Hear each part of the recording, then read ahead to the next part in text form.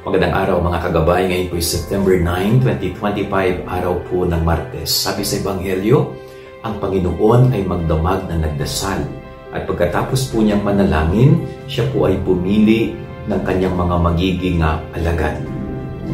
Alam po ninyo sa buhay natin, araw-araw pumipili po tayo.